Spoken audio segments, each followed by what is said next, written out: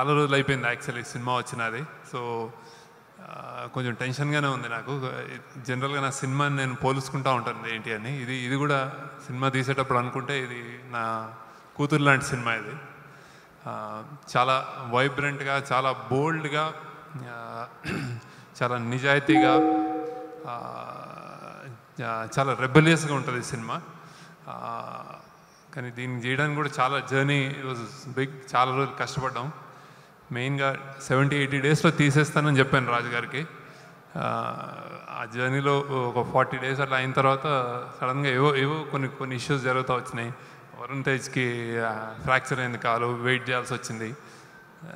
అలా అలా అలా పోస్ట్పోన్ అయింది. మా ఫాల్ కలర్స్ అమెరికాలో తీద్దాం అనుకుని తీయలేకపోయాము, కానీ లేట్గా వెళ్ళాము. అమెరికాలో చాలా కష్టపడుతున్నాము.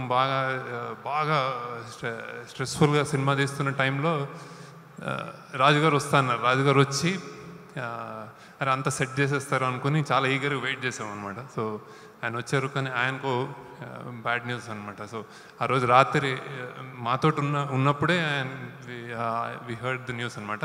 హాస్పిటల్లో ఉన్నారు ఆయన వైఫ్ అనుకున్నాం. నేను పక్కనే కూర్చున్నాను. నేను అడిగాను, సార్ మీ వైఫ్ పేరేంటి సార్ అని. అంటే ఆయన చెప్పాడు అనిత. నాకు తెలుసు యాక్చువల్లీ, ఎందుకో ఆవిడ వింటదేమో అనుకున్నాను నేను అక్కడ. అంటే ఇంకా హాస్పిటల్లో ఉందేమో, ఏమన్నా ఆయన పిలవడం వింటదేమో అని అడిగాను అనమాట నేను. కానీ వినలేదు ఆవిడ. She passed away. సో అది పెద్ద విఆర్ ఆల్ షాక్డ్. నేను అలానే తీస్తా ఉన్నాం. ఆయన రిటర్న్ అయ్యాడు. సో కంటిన్యూగా తీసాం.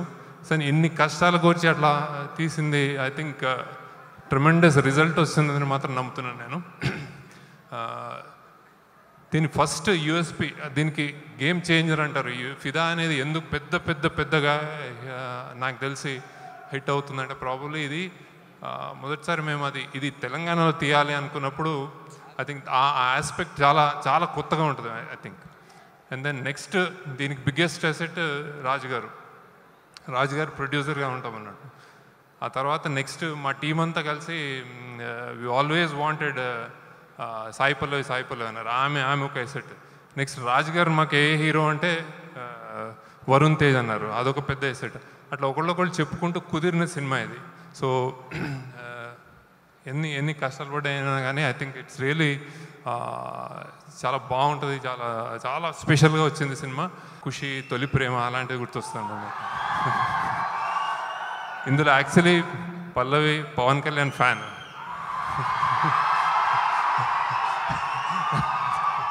ఓకే, చెప్పకూడదు, ఎందుకంటే చెప్పాలనిపించింది. దెన్ ట్రెమెండస్ అంటే యాక్టింగ్గా. ఓకే సరే మాట్లాడతాం. అయిపోయిందా? నాకు తెలియదు ఇట్లా అరుస్తారండి నేను. ఓకే, ఇంకా కొంచెం చెప్పి మళ్ళీ చెప్తాను లాస్ట్కి. కొంచెంసేపు సైలెన్స్, తర్వాత లాస్ట్కి చెప్తా. కొంచెంసేపు ఆగండి,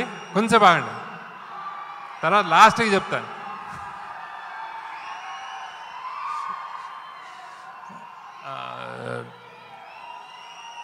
అండ్ ఫస్ట్ పల్లవి పర్ఫార్మెన్స్ గురించి చెప్పాలి. కొన్ని ఆడియోలో, డబ్బింగ్లో కూడా చూసుంటారు మీరు.